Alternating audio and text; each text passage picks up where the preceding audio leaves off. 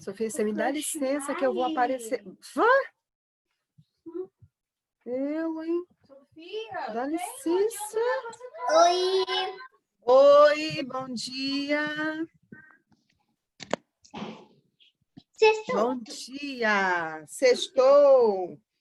Hoje é sexta-feira. Que animação, hein, Vitória? Tá animada, hein? Isso tudo porque é sexta-feira, é? Gente, cuidado você cair dessa cama aí. Vai ter 17 minutos. Oi. A aula só vai ter 17 minutos. A aula vai até 11, é 11h20? 11h30? Acho que é 11h20. Eu acho que é 11h20, 11h20. Eu acho que é 11h30. Onde vocês estavam? Onde vocês estavam? A gente tá estava na aula, tia. 11h20, tia Patrícia. É 11h20, 11h20. Olha! Oi, oi, Vitória, o que você tem aí? Cadê a Vitória? Vitória tá aprontando. Tia, eu sei o truque dela. Ela bota vidro transparente. É, né? Ela bota vidro transparente no dedo e na caneta e ela fica assim, ó. Acho que quem tem TikTok sabe o que eu tô fazendo. Olá, vamos lá, gente, não vamos perder tempo mais não, tá? Bom dia a todos, vão chegando aí quem ainda não chegou. Nós vamos lá para o livro de história agora, ok? O que nós vamos fazer?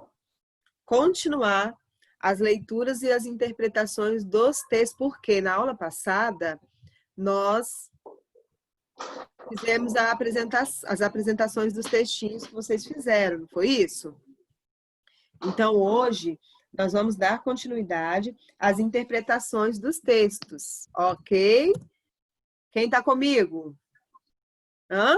Quem se lembra disso? Quem está comigo? Isso é essa aula? Quem está comigo? Uma palma. Aquela página 49, tia, que você tá falando. página força, não? Para de morder isso, cachorro. Então.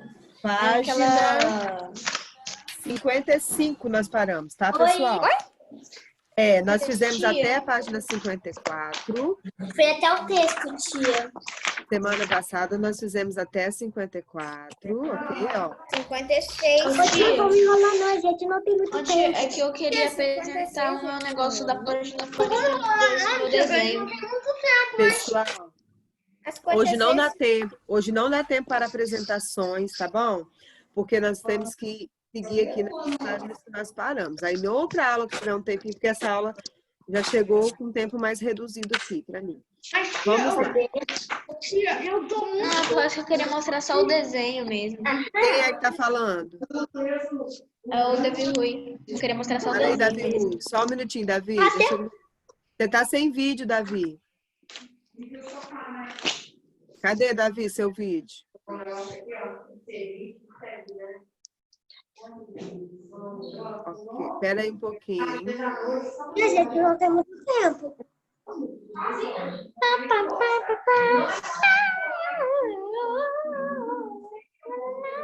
Só um minutinho. No finalzinho da aula, se tiver um tempinho, a tia deixa mostrar, tá? Porque agora nós vamos ter que começar aqui a aula, senão vai acabar o nosso tempo. Pessoal, tem áudio ligado. Pessoal, tem microfone ligado aí, tá interferindo aqui na aula. Por favor, desliga os microfones. Tia, hoje eu tô muito animada, porque eu vou visitar minha prima, que ela fica lá em Vitória, mas eu só vou passar, dar o presente pra ela e vou pra casa. Porque Ok. eu tenho que dar o presente pro aniversário dela e ela beber. Ok. Pessoal, vamos desligar os microfones, por favor. Então, nós vamos começar aqui a nossa aula. Ó, uma economia doce. Essa economia é o quê? O que começaram a acontecer? O que começou a acontecer? Negócio de açúcar, tia. Quando a economia é doce, é um negócio de açúcar. Isso. Depois que chegaram, os portugueses começaram a colonizar o Brasil, começaram a trazer os escravos, que nós estudamos na aula passada. E aí começaram a o quê? Cultivar açúcar aqui na região, né, do Brasil. E para cultivar a cana-de-açúcar, que tinha um valor, né, era um produto raro, de alto valor lá na Europa, era necessário, entre outras condições, que a terra fosse propícia a esse tipo de cultivo. A cana-de-açúcar desenvolve-se melhor em áreas ensolaradas, quentes e com chuvas regulares. Então, o Brasil, o território brasileiro, clima que é muito favorável para o cultivo dessa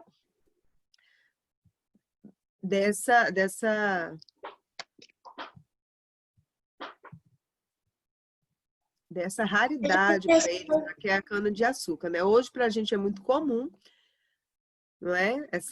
A cultura do açúcar já vem de muitos e muitos anos atrás, e os portugueses, eles viram uma ótima, excelente oportunidade para cultivar o açúcar, a cana-de-açúcar aqui nessa região.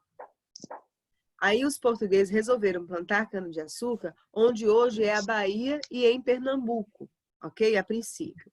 O açúcar produzido no território brasileiro era vendido a preços muito altos para países europeus que não apresentavam condições favoráveis ao cultivo do produto.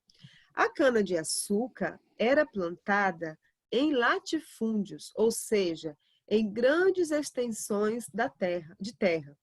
Depois de colhida, era transportada até os engenhos em carros de boi, ok? Olha só. Laura, lê aí pra gente aí o que essa janelinha aí, esse balãozinho aí, lê pra gente.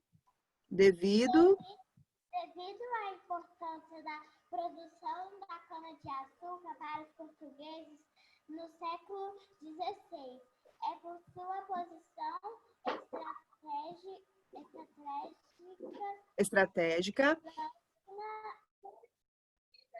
a cidade de Salvador, na Bahia, tornou-se capital do território brasileiro. Por muito tempo, ela foi a maior cidade brasileira. No ano de 1900, Salvador tinha 40.000 habitantes, dos quais metade era pessoas escravizadas. ok. Ô, pessoal, vamos desligar os microfones, por favor. Espera só um minutinho aqui. Deixa eu ver quem está com o microfone ligado aqui. Tá interferindo aqui na nossa aula, pessoal. Tia, tem pouca gente, tem muita pouca gente. Eu tô vendo aqui, ó. 16. Maria, não tem muito tempo. Na verdade, tia, 15 são pessoas 15, só. porque você é professora. Na verdade, são 15, porque você é professora. É verdade. Depois nós vamos fazer a chamadinha para ver quem é que está aqui na aula. Vamos lá, continuando. Aí nós temos essa imagem aí. Essa imagem é a imagem do cultivo, né? Que mostra onde eram realizados o cultivo da cana-de-açúcar. Microfones ligados, por favor, faça favor de desligar. Onde eram escravizados, os escravizados estavam lá no cultivo da cana-de-açúcar, realizando esse trabalho, ok? Então, tem essa obra aí, de William Clark, que retrata esse momento, retrata diversas pessoas trabalhando em um canavial, enquanto outras colocam as canas de açúcar em uma carroça. Ou seja, os trabalhadores ali trabalhando nesse cultivo aí. Tia. Da cana. Oi. Existe uma novela que minha mãe assiste, eu não assisto, porque eu não curto muito. Só gasta meu tempo assistindo novela, eu acho. É o que é de lá antigamente. Tipo, os escravizados, essas coisas assim, aparece tudo na novela. É nessa época aqui. Entendi. É a época do nome Novo Mundo? Ok. Não, é uma novela lá que tinha passado há muito tempo. É Novo Mundo, né? Eu já assisti pouco, assim. Não, novela gente, de não é uma que tinha uns povos lá. Aí umas pessoas chegaram, levaram a menina e ela cresceu lá tentando escapar. Ela levava muito cinto, levava muita coisa. Ela cresceu Aí ela teve um bebê, só que foi roubado. Sim. Ficou lá trabalhando. Foi passado Ok, muito essas... tempo na Globo. Ô, tia, não tem essa casa grande? Ah, Ela pode ser chamada de Casa Branca, porque é branca. aham, entendi. Vamos aqui, ó, conhecendo o engenho. O engenho era uma grande propriedade rural com equipamentos apropriados e formada por uma extensa faixa de terras destinadas a plantações de cana-de-açúcar.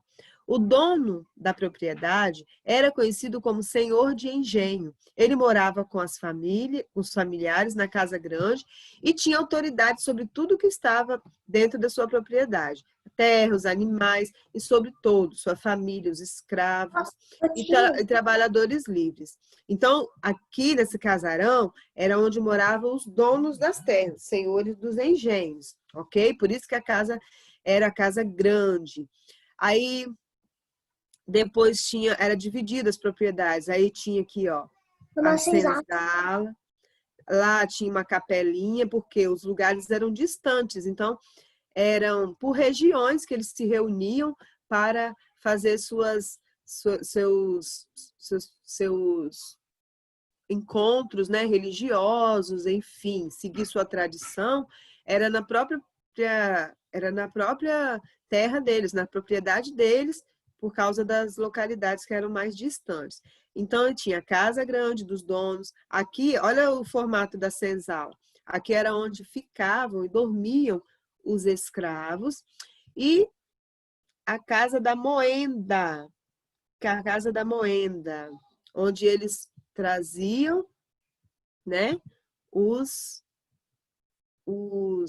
as coisas que eles colhiam, né, e faziam, e aqui era quando ficavam os moinhos de Eles cana. colhem cana-de-açúcar. Isso. Vamos continuar a leitura aqui para a gente continuar entendendo. Ó.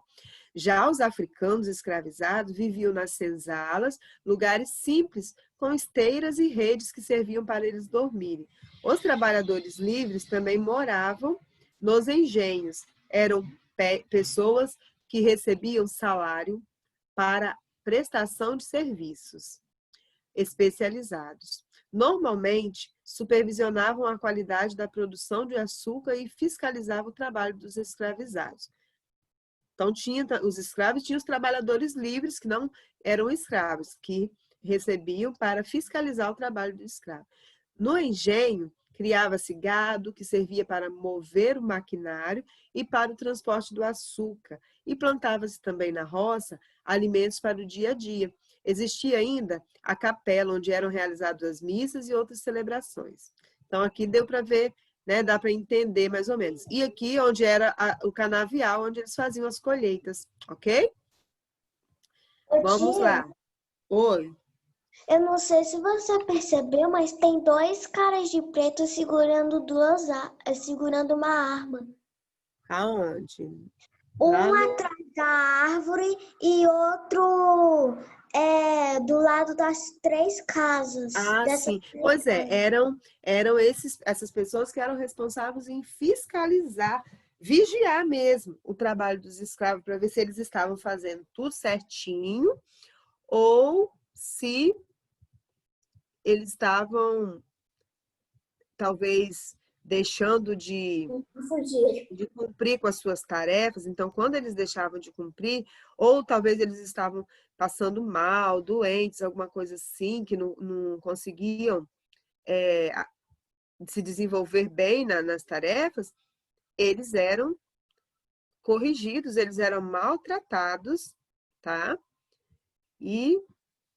Não, vai voltar a trabalhar. Vai. Oi, vamos lá. Eles Fala fazem assim. Uma vez eu fui para Ouro Preto, e aí lá tem um museu. E esse museu ele é cheio de coisa antiga. E aí eu tava andando pelo museu, né, conhecendo o museu com a minha mãe. E aí tinha um lugarzinho lá, que era um lugar onde os escravos ficavam. Aí lá tinha um monte de meio que tronco, assim, com umas correntes presas, assim, que eram onde os escravos ficavam, que minha mãe falou.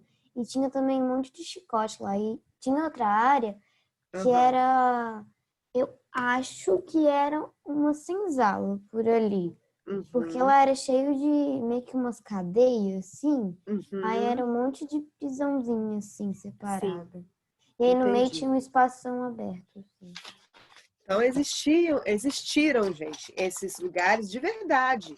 Do jeito que o livro está mostrando aqui, existiram, aconteciam essas coisas que nós estamos estudando, mas hoje não existe mais, hoje não pode, é contra a lei, né? Não pode ter mais. Se tiver alguém que faz trabalho escravo, escondido, essa pessoa responsável que está fazendo isso com os outros, ela pode ser presa. Na verdade, ela deve ser presa e condenada, porque isso hoje é proibido por lei. Nós vamos passar para a página 57, porque a página 58, que é para fazer as leituras, porque a página 57... nós não vamos realizar essa atividade online, porque é uma atividade que precisa ser feita presencial, ok? Vamos lá agora para a página 58. A produção de açúcar. Vamos lá. A produção de açúcar. Como acontecia essa produção de açúcar? Outra foto ilustrativa aí mostrando como que acontecia. A produção de açúcar no Brasil, colônia, era um processo longo e exaustivo, sendo quase todo realizado por africanos e escravizados. Nos engenhos, os escravizados chegavam a trabalhar até 18 horas por dia para fabricar o produto. A cana era plantada e colhida, depois iniciava-se a fabricação do açúcar, que passava por várias fases. Veja-as no infográfico a seguir. Infográfico é essa representação aqui, pessoal. Olha. Número 1. Então, lê aí, Cecília, o que está dizendo o passo do número 1. Grupos de 2 ou 3 dúzias de escravizados eram colocados nos campos de cana, aos pares constituídos em geral, de um homem e uma mulher. Cada par devia cortar e amarrar 4.200 canas por dia. Tá vendo? Lê número 2.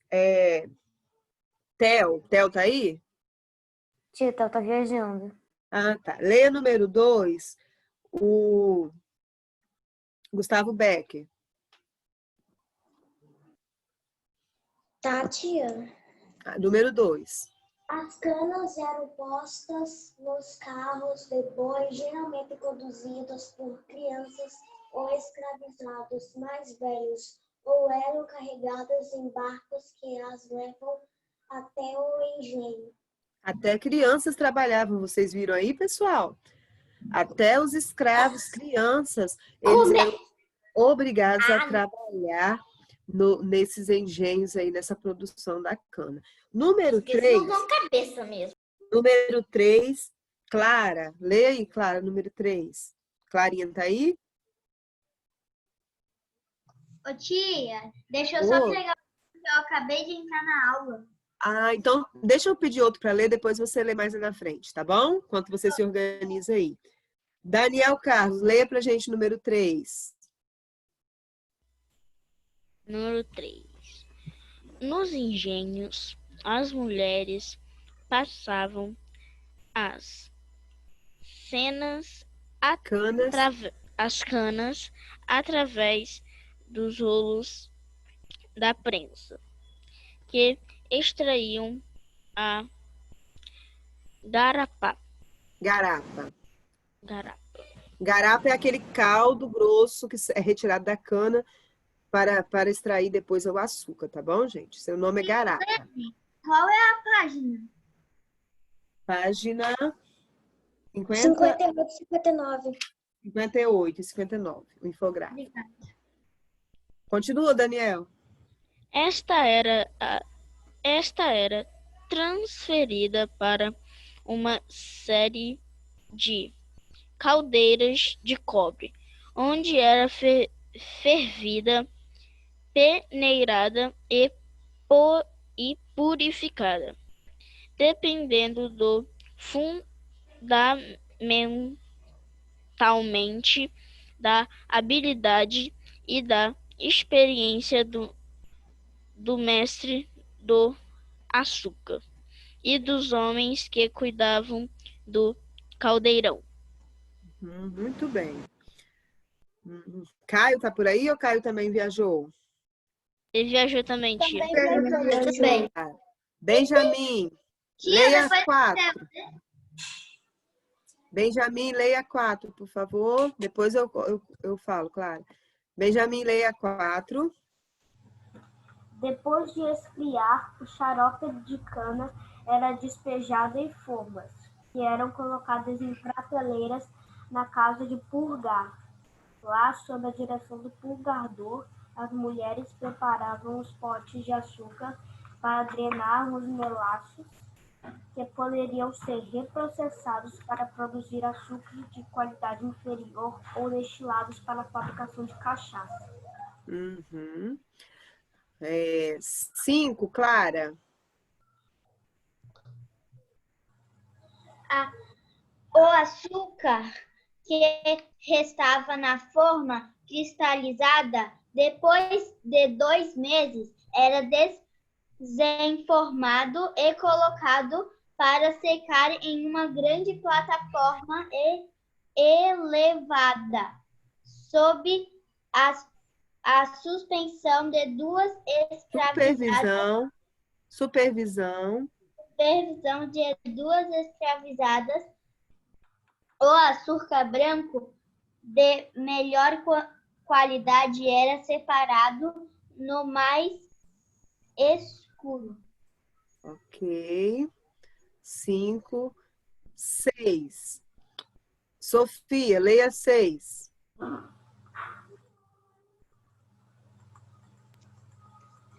O açúcar era em seguida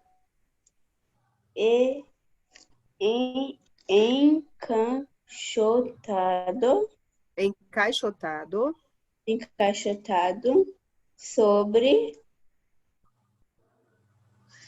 o olhar atento do caixeiro. Caixeiro, era a pessoa que estava responsável em fazer essa parte da parte lá que o açúcar era encaixotado, encaixotamento do açúcar.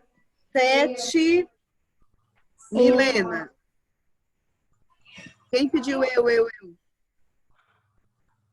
Depois tem mais, gente, para ler. Lê, Vitória, então. Milena, acho que não está aí. Vitória. Tá bom.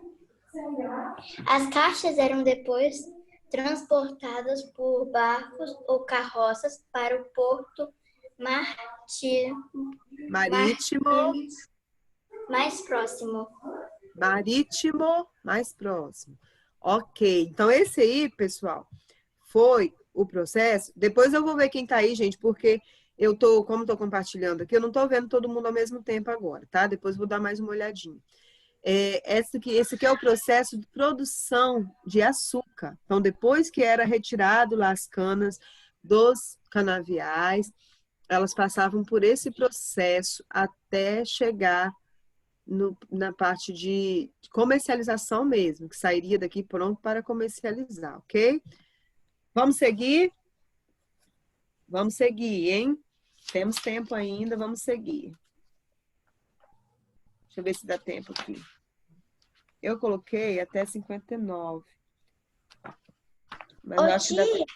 A gente tem pouco tempo, mas eu acho que ainda dá. A aula vai de 11h10 a 11h20. 11h10. 11h16 agora, né? A gente ainda tem tempo. Uhum. A gente ainda tem 4 minutos. A gente tem 4 minutos. Ok. É pra gente Vamos ler o só- texto e a gente colocar tem o de baixo no para casa. Só ler o texto para a gente entender um pouquinho, que aí fica mais fácil para concluir a tarefa depois, ok? Tia, a gente pode ler o texto e você coloca as coisas de baixo para terminar como para casa. Isso, depois a tia coloca lá. Ó, a resistência à escravidão. Desde o momento em que chegaram ao Brasil, os povos africanos procuraram resistir à violência da escravidão. Muitos escravizados se recusavam a comer, realizavam revoltas nos engenhos e organizavam fugas individuais ou coletivas. Os escravizados também resistiam por meio da manutenção de suas culturas e tradições. Então, aqui, nesse primeiro parágrafo, ele fala o seguinte: Os escravos, eles não aceitaram assim de boa não, tá? Essa situação que eles estavam vivendo. Eles não ficaram bonzinhos. Ah, tá bom, vou ter que sofrer mesmo, né? Então, vai, bate aí nas minhas costas, o que que tem? Sangrar, o que que tem eu ficar machucado? Não, eles resistiram, eles lutaram, alguns fugiram, alguns grupos se organizaram para fugir juntos. Só que mesmo assim, eles eram menor, né? Eles eram em menor quantidade e algumas vezes eles não, a maioria das vezes, na verdade, eles não conseguiam resistir toda aquela pressão e a força, né, dos senhores, dos Você não agentes, saiu nem vivos, nem saiu nem vivos. dos capatazes, aquelas pessoas que eram responsáveis, né, dos capitões do mato que tinha, para tomar conta deles e agirem com violência quando eles achavam que era necessário. Então, foi difícil, né? Eles não resistiram. E também outra coisa que eles enfrentaram é porque os escravos, os negros, eles tinham a cultura deles, que eles trouxeram lá da África. E às vezes eles eram proibidos de realizar a sua própria cultura, suas crenças, suas tradições. Então eles também lutaram para conseguir manter isso aí, tá? Outra forma de resistência à escravidão africana foi a formação de mocambos e quilombos. Um mocambo era uma comunidade do tamanho de uma aldeia, enquanto um quilombo era maior, podendo conter vários mocambos. Geralmente, os quilombos adotavam uma organização parecida com os modelos das sociedades africanas, recuperando práticas e costumes vividos nos locais de origem. Nesses lugares viviam principalmente africanos e seus descendentes, fugitivos, mas também indígenas e outras pessoas pobres. Então, o que aconteceu? Os portugueses chegaram ao Brasil, começou a colonização.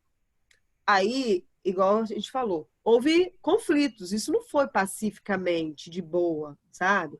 Então, aconteceram muitos conflitos e fugas também. Então, os escravos, os índios, aquelas pessoas que conseguiram sair dessa repressão aí, dessa situação que estava acontecendo, eles se juntaram em lugares e eles formaram quilombos, eles formaram mocombos, que eram como se fossem vilas, pequenas vilas, onde eles se apoiavam e se defendiam. Então, ali onde tinha essas vilas, eles se defendiam uns aos outros ali, eles mantinham ali uma cultura, eles plantavam, eles comiam, e eles ficavam vigilantes o tempo todo, porque podia acontecer alguns ataques, né, contra eles, e eles ficavam ali. Quando acontecia de um escravo fugir, eles procuravam esses quilombos, eles procuravam essas espécies de vilas para se refugiarem ali. Então, existia esses lugares onde ficavam os fugitivos, e desses lugares também as pessoas mais pobres, menos, que na sociedade não eram bem aceitas, né? Os indígenas também não aceitaram essas mudanças todas. E aí foram formando uma nova população ali também, e foram crescendo também esses quilombos, ok? Nessa atividade, sim, eu já estou terminando. Nessa atividade, ó, agora é com você, vocês vão responder, baseado nos textos que nós lemos, ó, responder marcando aqui, ó, sobre Já marquei, já. texto, ok, ó. A plantação de cana-de-açúcar no Brasil era interessante porque eu tenho aqui as opções. A 2, o que contribuiu para o cultivo da cana-de-açúcar em algumas regiões do território brasileiro? 3, quem tinha mais poder na sociedade que se formou? Então, vocês vão lendo aqui, ó, tá bem tranquilo para fazer. Que grupo social era responsável pela maior parte do trabalho dos engenhos? E vocês vão responder as páginas 60 e 61, vai ficar para casa para nós corrigirmos na próxima aula de história, ok, pessoal? Eu vou colocar lá no Alunos Book. Deixa eu voltar aqui. Fim de semana começou. Pessoal, gente, faltaram muita gente hoje. Theo, né? Um monte de gente faltou. Eu vou colocar para casa e nós vamos corrigir na próxima aula de história, ok? Aqui pela aula. Só um minutinho. Antes da gente terminar aqui, ó. Só me fala quem tá aí. Só fala assim, ó. Eu, que eu vou saber. Eu. Amanda. Eu. O senhor Amanda. pagou de presente, tio. Amanda. Daniel, presente. Ana Clara. Ana Clara. Tá presente, tia. Arthur. Faltou. Benjamin. Presente. Caio. Faltou. Camila. Matheus, vai ver. Faltou. Cecília. Faltou. Aí. Tá aí, Cecília tá aí. Clara tá aí. Daniel Carlos tá aí. Faltou, tia. Davi Altoé tá Ela tá aí. aí. Faltou. Davi Bittencourt Rui tá aí. Gustavo Berg tá aí. Gustavo Margoto tá aí. Isabela. Mas você tá Daniela não. Não. Júlia. Eu vi aí. Aqui. Laura. A Laura está, pessoal? Pai! Tá. Pai! Marília, que eu não... Marília. Ah, eu tô aqui. Faltou. Tá. Marília. Marina. Aqui. Milena. Faltou. Rafaela. Aqui, Rafaela. Tá aí, tia. Rafa tá aí. Sofia tá aí. Presente. Theo faltou. Vitória tá aí. Yasmin. Yasmin não está. Não. Soraya tá aí. Ok, pessoal. Bom fim de semana para vocês. Fim de semana começou. Beijo. Até a próxima. Tchau, tchau. Tchau, tchau. Fim de semana não começou. Bom fim de semana. Até semana que vem. Não tem fim de semana.